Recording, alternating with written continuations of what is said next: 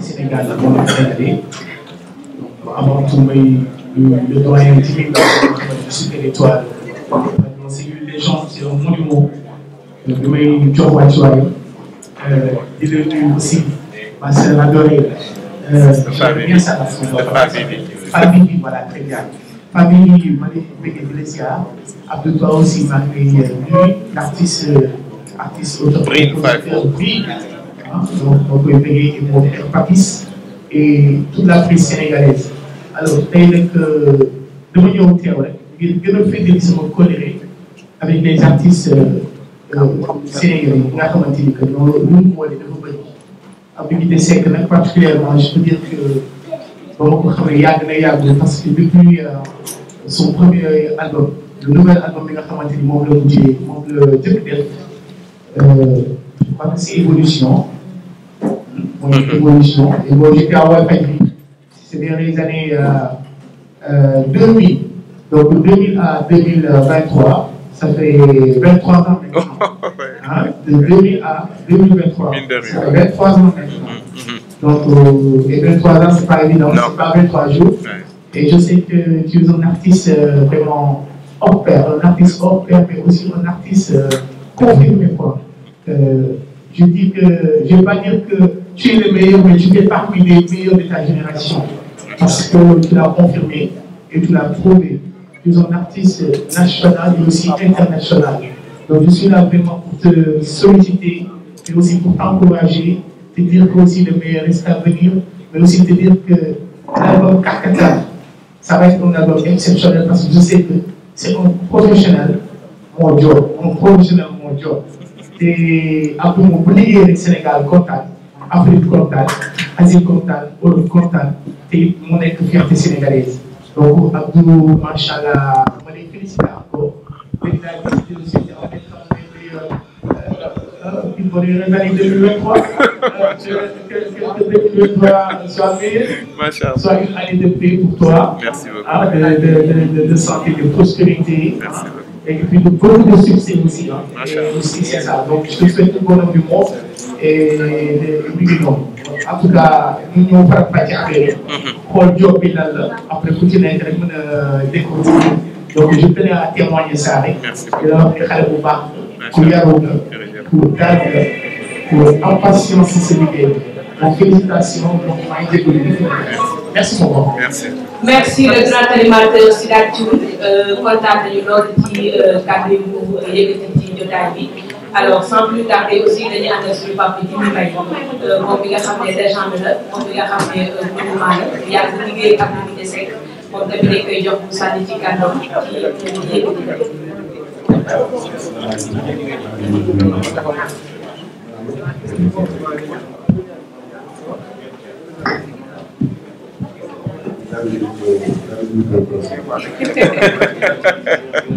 waaw maa ngi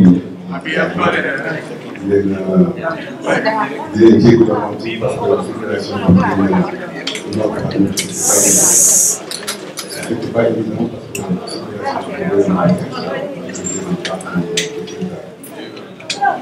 di sant yàlla man la li ñu fi taxawee fii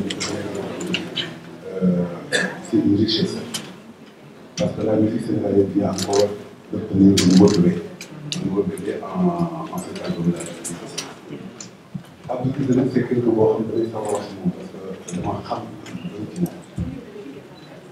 ci ñoo koy njëkk a gis sama kër la ñoom ñu def benn album ak le groupe CPD. Fata mu ñëw am intervention bu ñu doon des morceaux bu war a ñëw ci après ñu wax ay foofu ñu xamante ne wax ko ci chante très bien ndaanaan nga ci mais ci inconnu bu bokk si biir Sénégal kenn xamul ko boobu ñu nekkoon enfant di jouer ak wokk di def ak foofu lu rëy mais kenn xamu ko fii on n'a pas des kii affaire yi mooy daw fii après xam naa mu xalaat ci après ci ñu dikkee man noonu def benn évolution.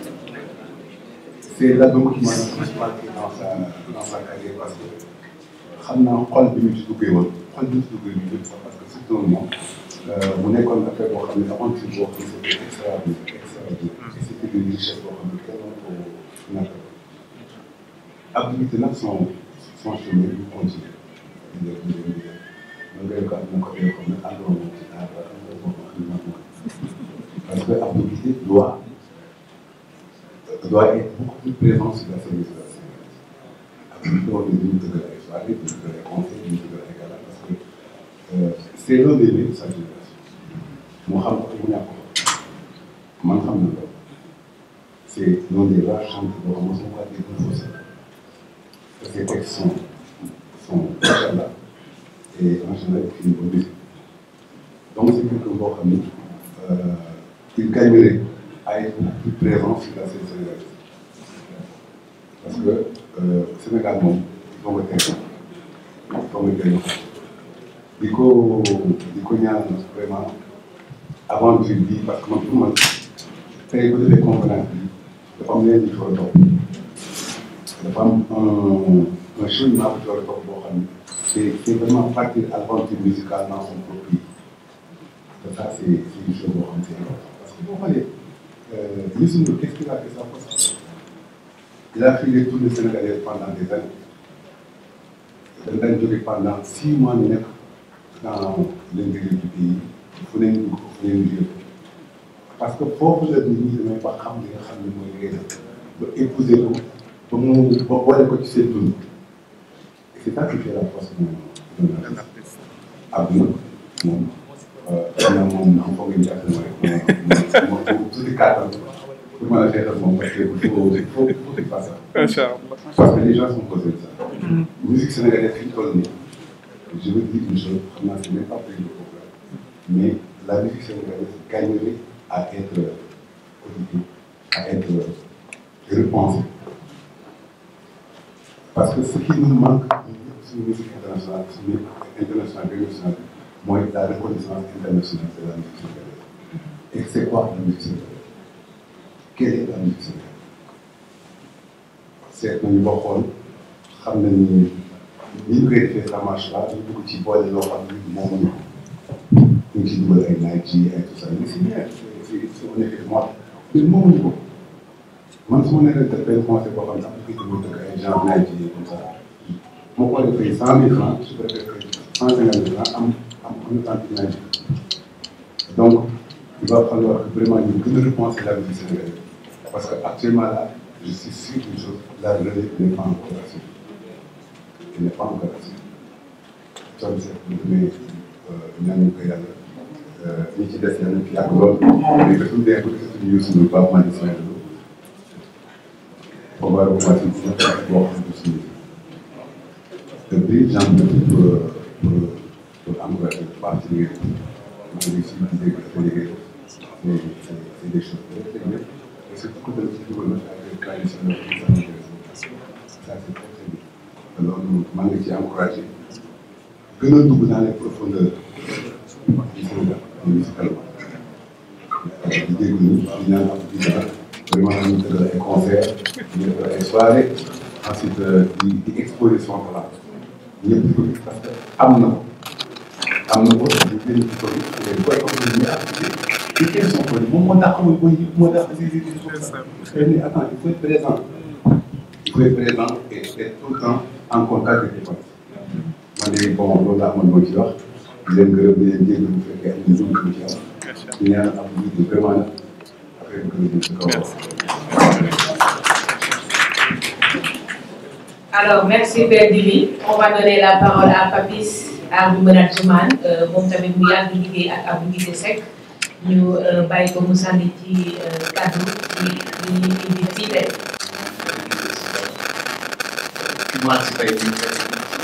Très compliqué.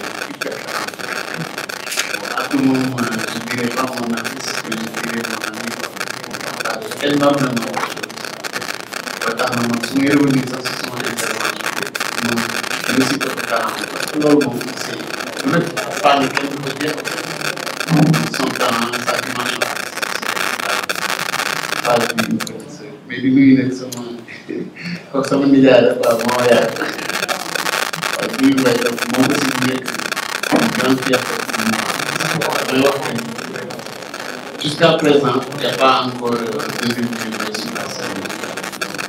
Nous voyons aussi des millions de plus d'ouverture. Il y a des secrets immenses, son talent depuis plus de 40 ans. Donc, nous voyons en fait, c'est mon intervention que j'ai dit lui aussi les hommes journalistes, notamment M. Dor, qui fait un excellent travail pour la parce que nous, du next domaine culturel, on a un diamètre extraordinaire aujourd'hui. Certes, il y a de la production, il y a de la créativité aussi, mais il nous manque encore et encore, je dis, au effort. Lié en Internet, l'autre billet.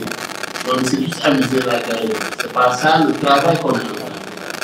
L'idée de l'île, c'est une émission de encore une fois, un appel aux journalistes, surtout aux journalistes culturels, nous devons dans le présent de cette la culture.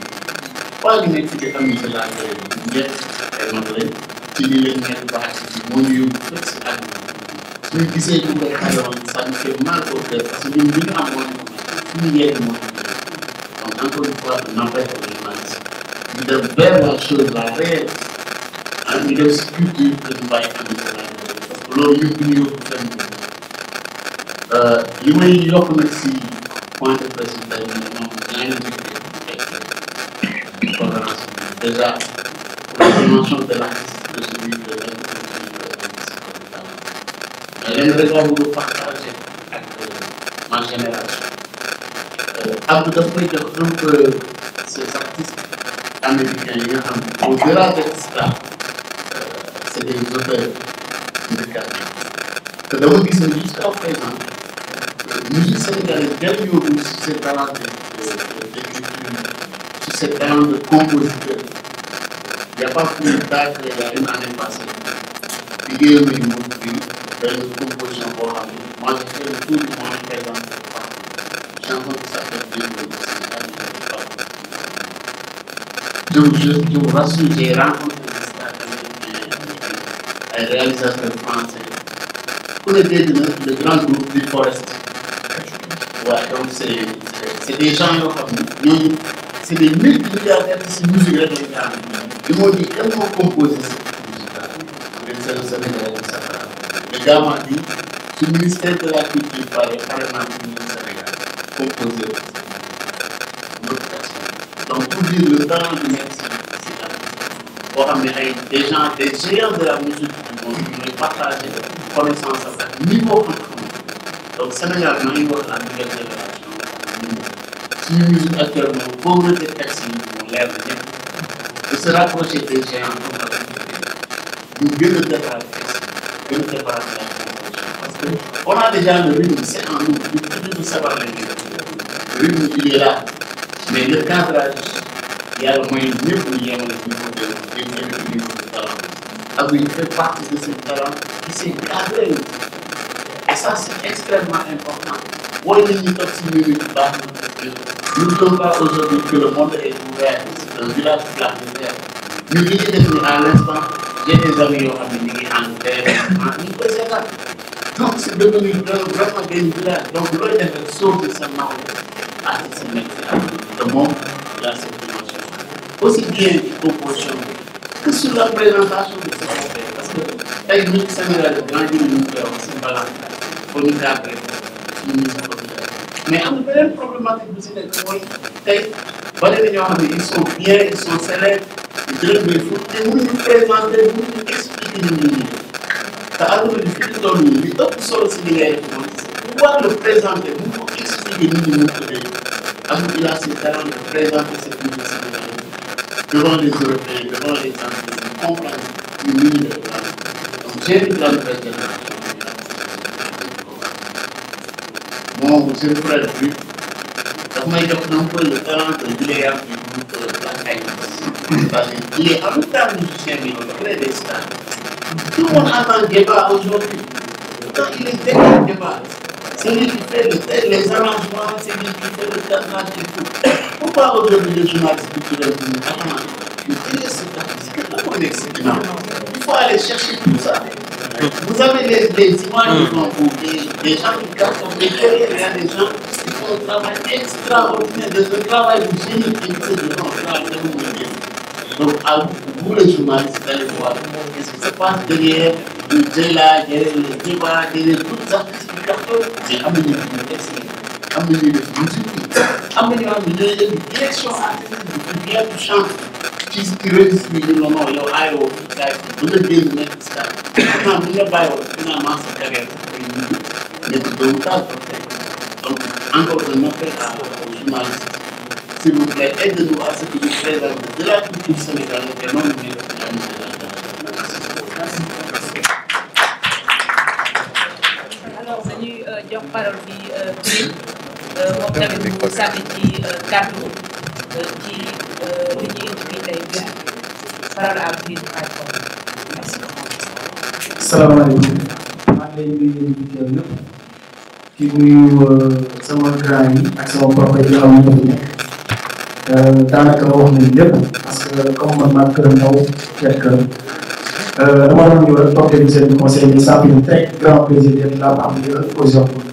Donc di nuyu grand Sida bu baax a baax di nuyu Papis Niang aussi ñi nga xamante ne tey cinéma sénégalaise ñu war ko wax doo ko ci boole. di nuyu sama papa Djibi Mbaye nga xam ne c'est une légende vivante de la musique sénégalaise ñun dañuy jàng wax dañoo commencé si tànk léegi ñun si ñoom dañuy jàng di nuyu frère bi ak Abdou Guité Seck mu nekk sax artiste man sama mag la parce que maanaam moom dañuy partagé bu bëri loo xam ne loolu nga sax musique et aujourd'hui je suis très content de ça su may wax tamit di wax ci benn aspect mooy aspect différence bi am ak yenn artistes yi nekk si musique sénégalaise bi comme laay waxee parce que man dama ko étudier jàng ko nekk ak ñoom ay suuf dañ ko war a comprendre maanaam nag bu ñu tënk ci benn studio nekk ko pendant 24 heures kenn du amul téléphone donc xam naa ko différence bi nag su ma la wax mooy comme man je travaille avec un ensemble d'artistes donc pour ñu jóg ñu bëri mën a xam différence mën a xam ci ñëw ci kenn donc tey am bi dafa nekk benn artiste boo xamante ne dafa am différence bu ngante ak artiste bi te c'est l'un des seuls artistes wala l'unique artiste bi def l'art pour l'amour de l'art am lu muy def musique parce que dafa bëgg a gagner xaalis noonu bon am na ay yeneen business yoo xamante ne moom mu toll musique am lu muy def musique parce que dafa bëgg a buzz rarement ngeen gis benn événement am ay 50 jours dara am seen génne ak ñu def génne loolu bu génne parce que moom deful musique parce que buzz la day def musique pour l'amour de l'art dama la toog sax dama toog naan gannaaw yow ñu def génne musique bu la fay bu la fay kenn ci Sénégal parce que je ne vois pas benn nit bu gën a plus dans l'habitude ci côté musique ci création musicale bi yëpp yëpp di ko ñëw tuuti di ñëw dara nekk ci mélodie bi lan la war a jouer guitare bi te li gën a grave mooy soo mel benn fausse note ci biir musique benn fausse note bu gën a dal kenn du ko dégg moom dara taxaw la ñëpp taxaw ne xaaral jóge fi ñu war fii deux fois ma ne ko fii dara nekk ko rek dañ avance parce que doo liggéey ay heure wala may sonn mais au final mooy am raison dañ koy fekk benn affaire boo xam ne fausse note donc bu nekk nit koo xamante ne nii tey loolu pour man c'est rare au Sénégal dafa ma jàngal bu bëri dafa ma jàngal patience loolu moo waral tey jii ñu fekk presque les 70% de la musique sénégalaise que ça soit Djiba Djila parce que ñoom ñëpp li ma lay defal ci bëri ci àdduna bi laa koy jàngal parce que il m'a appris à être patient parce que patience boobu tey mooy waral tey même bu ñu indi benn son sax man li ma doon def ci ay quelques jours bu may def ay 3 jours pour bëgg am lu parfait pour bëgg am loo xam ne bu jógee dañ naan waaw d'accord donc tey album bi day c'est album bi noonu la ko tuddee c'est pas un album boo xamante ne surtout dafa def pour album tendance mais c'est un album boo xam ne qui nous apprendra tout c'est un album boo xam ne ay quelques ci développé c'est un artiste boo xamante ne c'est un poète en plus d'être un musicien pour mag ay écriture sax dañ ko waroon def respecté ay producteurs jàngale ci école tu comprends c'est très intéressant bi def donc moo tax tey man sama yéene mooy album bi passe partout au Sénégal sama yéene mooy presque bi nekk xamal adduna bi ñëpp la mooy album Capitaine ñëpp la mooy am habitude bi album bi ñëpp te li nga xam ne si album bi merci beaucoup. Merci de tout cœur. Si je savais, j'allais parler en premier. Parce que vraiment, la famille, vous m'avez mis un baume au cœur et je pense que cela risque de me faire valser sur quelques mots. je n'ai plus les mots parce que là, un artiste, c'est d'abord les émotions. Et de l'émotion, il y en a eu dans ma tête, dans mon cœur. Et j'espère qu'il va la langue va se libérer pour que je puisse échanger avec vous sur le contenu de cet album. Tout d'abord, je remercie tous les artistes et acteurs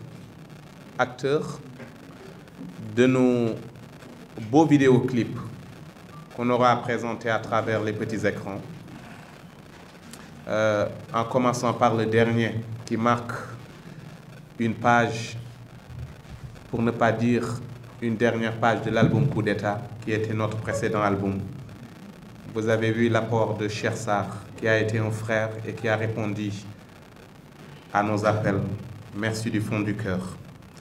Merci aux équipes de réalisation, en commençant par M. Pac Didier, l'équipe de H-Lab Entertainment. Ils ont été remarquables. Mais M. Papisnian, un grand frère, qui a toujours été là. Et pour toute la musique sénégalaise d'ailleurs. Pour présenter les artistes qui ont participé dans cet album, au corps, nous avions Kanifaï, Mirman, Safietou 6 de Saint-Louis.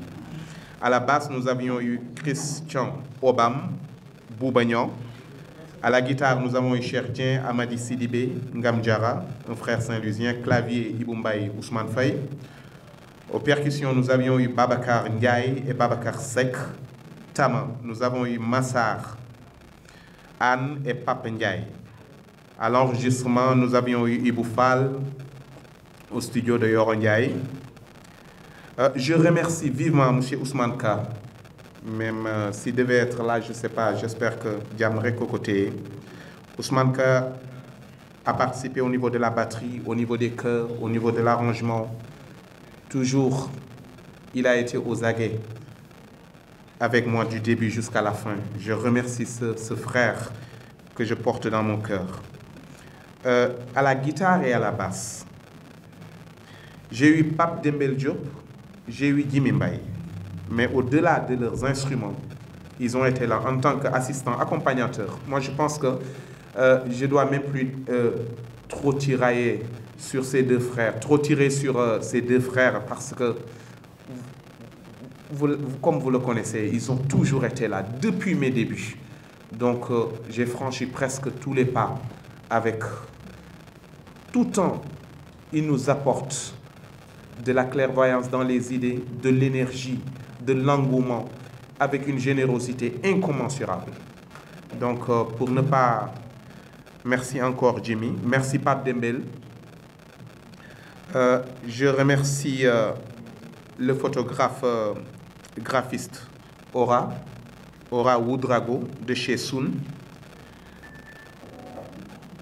Je remercie nos partenaires, commençant par Petrosen, Clean Oil, Café Teranga, Afri RH, Da Fashion, des médias, Radio Musique Sénégal avec Khalid Sek, Swiss Gold, mais Khamlema, comme vous remarquez dans les kakemonos derrière, qui est une boîte extraordinaire, qui au-delà de leurs compétences aussi, agit beaucoup pour le développement et l'avenir de ces pays. Je remercie aussi Yakar, qui sont depuis la France. Monsieur Papo Omar Fall d'Afrique RH en personne.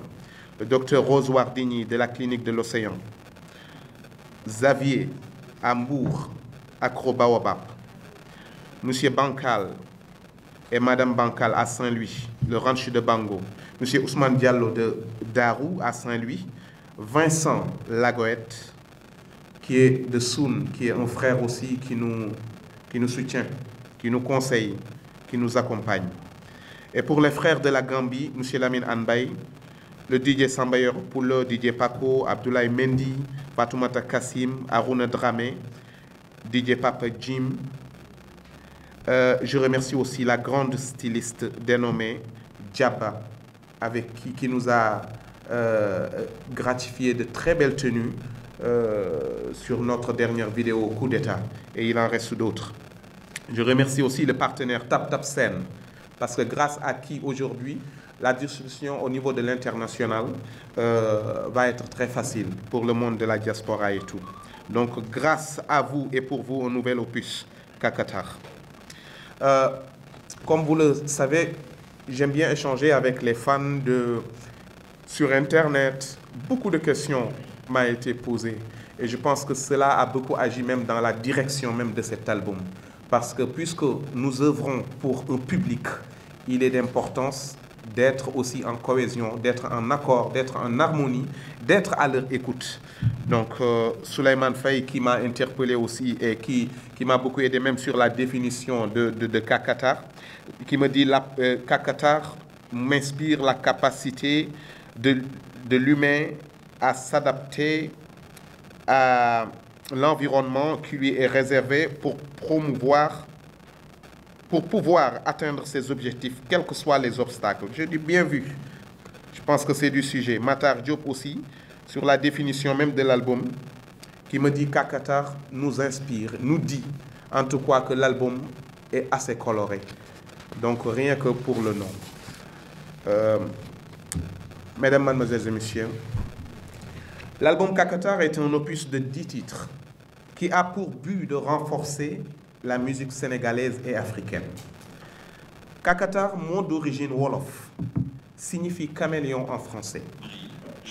À travers son intitulé et son contenu, je viens démontrer nos capacités d'adaptation, de flexibilité et d'évolution en utilisant le raisonnement analogique, comparaison, métaphore. Et je mets ainsi en évidence le caractère ambivalent du caméléon. Tangal. L'amour, élément omniprésent de notre quotidien, continue à m'inspirer. Voici le premier titre de mon nouvel album. J'y chante l'acharnement d'autrui face à une relation amoureuse qui ne lui plaît pas. Lorsqu'un couple fait face à cette situation, il doit garder tout simplement ses distances et éviter tout faux pas qui donnerait victoire à l'ennemi. Comme dit l'adage, pour vivre heureux, vivons cachés.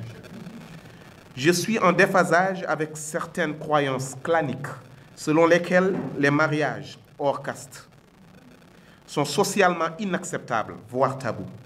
Ces considérations découlent souvent de la cupidité, de la culpabilité des parents et de bon nombre de personnes animées de mauvaise foi.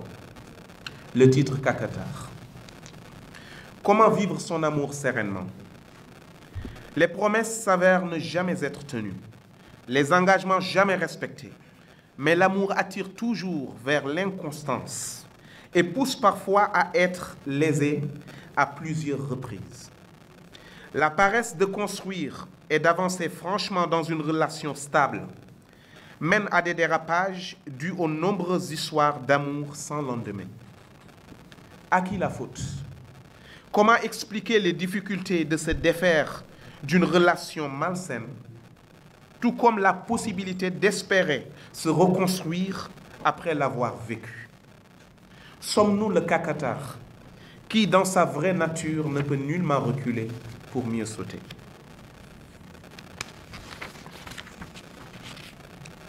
Chers frères et sœurs, chers journalistes et animateurs, chers fans, Guité Club, d'ici et d'ailleurs, c'est de la diaspora, permettez-moi de vous renouveler toute ma confiance et l'estime que je porte envers vous à travers ce titre intitulé Sopey. Je chante votre fidélité et le support que vous représentez pour moi. Satisfait de votre engagement, je vous y garantis un amour sincère et une pleine reconnaissance. Dans cette même lancée, voici les titres.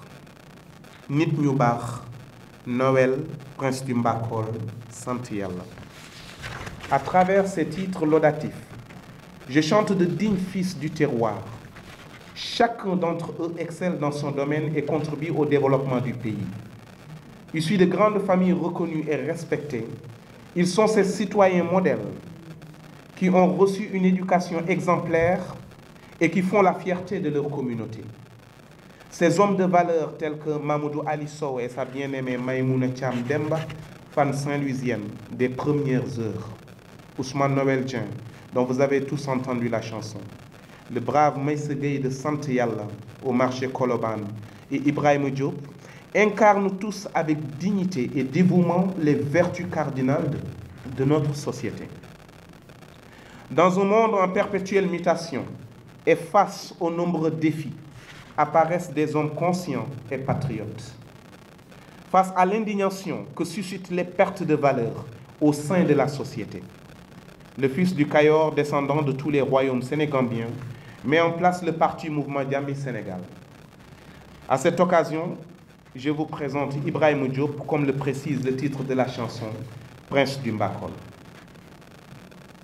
Le titre numéro 3 s'intitule Lamine Anbay, est une chanson dédiée à Dr Lamine Anbay, digne fils de Gambie, un homme instruit, pétri de savoir, aussi bien du point de vue spirituel que temporel.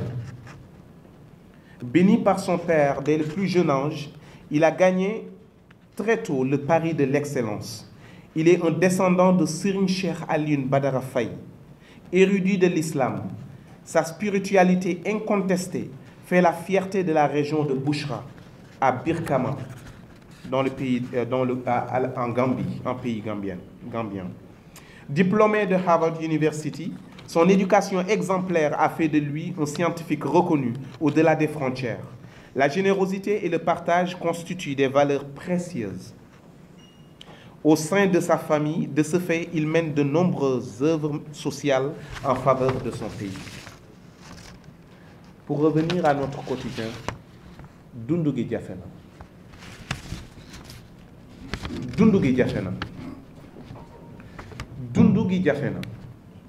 Ce titre souligne les difficultés liées au coût élevé de la vie. Cette cherté affecte les secteurs formels comme informels, tels que le commerce, l'éducation, l'habitat, le transport, la santé et l'artisanat, entre autres. Je mets en évidence la hausse généralisée des prix d'une population en désarroi doit supporter. Je chante la bravoure et l'abnégation des professionnels sénégalais qui y font face quotidiennement. Cette situation intenable est due à l'inconscience professionnelle, au manque de déontologie et d'éthique et de morale chez certains. En tant qu'artiste, je reviens prêter ma voix afin d'inviter les gouvernants à beaucoup plus d'indulgence envers la société. Je nous encourage à persévérer tout en gardant foi et espoir face à cette situation. Madame et Messieurs, dans le cadre de notre engagement et de notre partenariat avec toute structure qui œuvre pour la culture, l'épanouissement, la formation et surtout la sensibilisation de notre société, nous avons créé l'œuvre intitulée État civil. Basée sur le cycle de la vie, cette œuvre encourage à la déclaration des naissances, des mariages et des décès, afin que chaque parent puisse garantir aussi à son enfant le droit d'exister, de savoir qui il est et lui permettre de jouir pleinement de ses droits. Il est impératif d'éviter d'imposer le désarroi aux enfants non déclarés qui se retrouvent bloqués lors de leur démarche administrative. Il en serait de même pour nos actes de mariage et de décès, car nombreux sont les problèmes de couple et d'héritage dus à ces manquements. Mbokk yi, ngir tënk li ñu fi wax ci kàllaamay nasaraan ci sunu kàllaama gi ñu nam, en résumé rek, album Kakatar juddu na te mënu fi indi ñu daje ma présenté leen ko ngeen egge ko askan wi. Kakatar nag suñ ko waxee li ñuy njëkk xalaat mooy soppeeku ci melokaanam, waaye xalaat yi couleur yooyu méngoog liggéey bi nga xam ni moom la ñu jëmbat ci sunu biir album. Ma ànd ceeg suma doomi ndey yi ñi fi nekk ak ñi fi newut.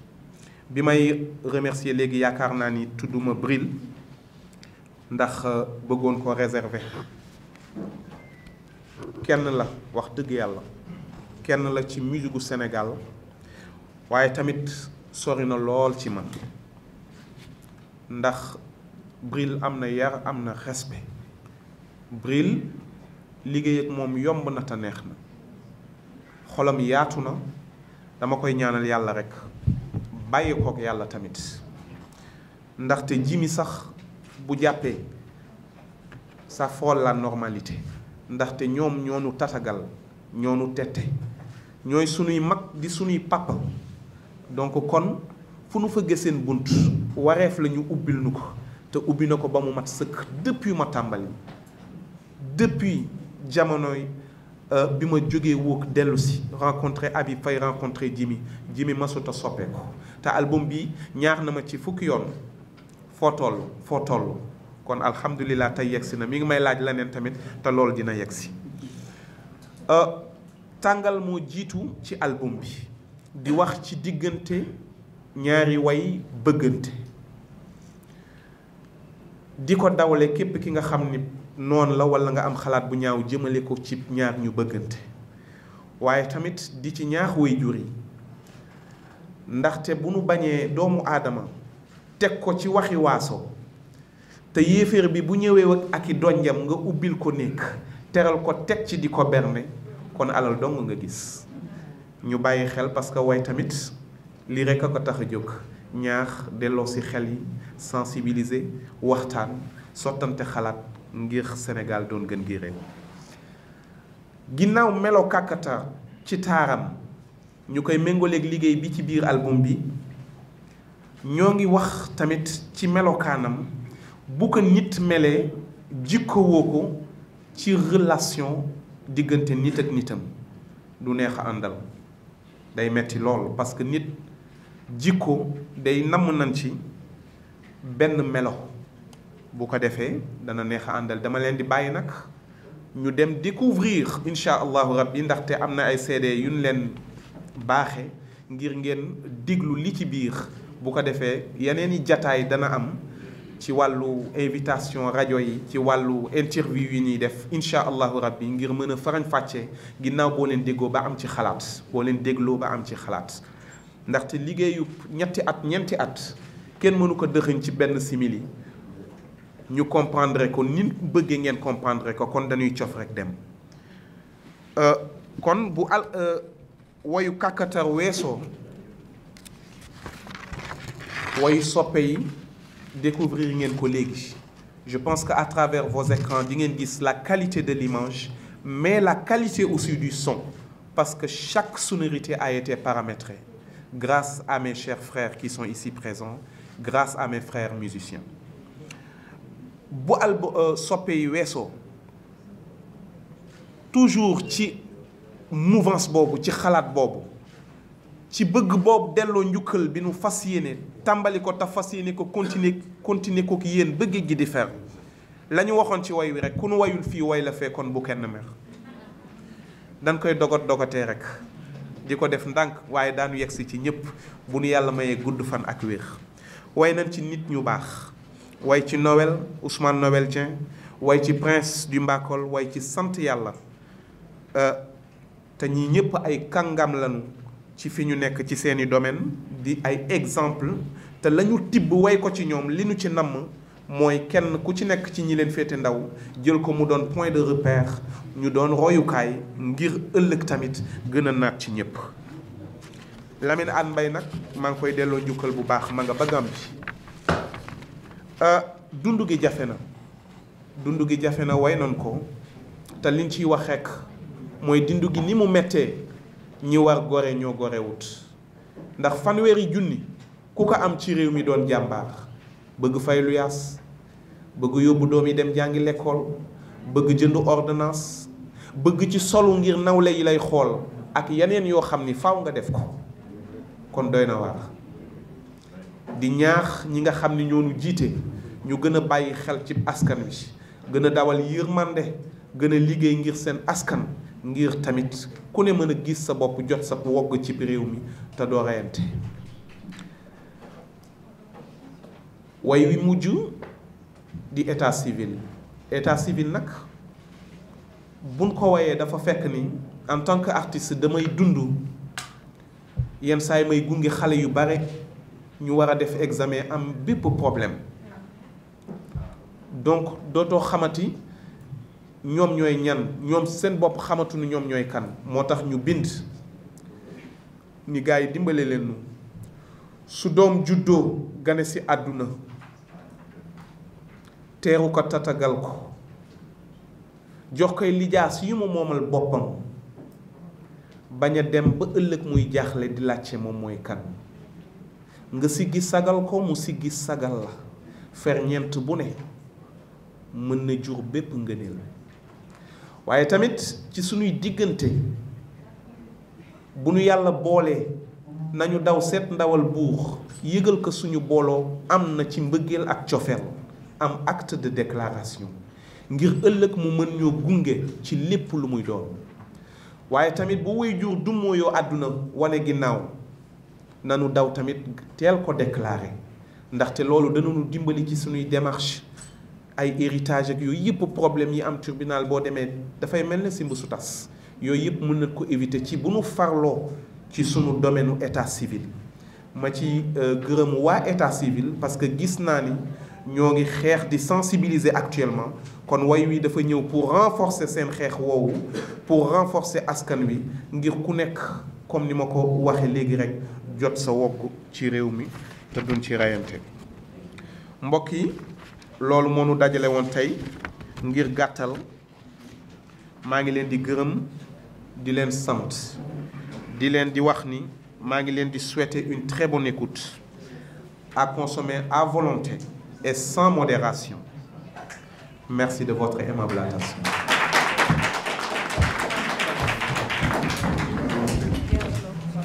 Écoutez.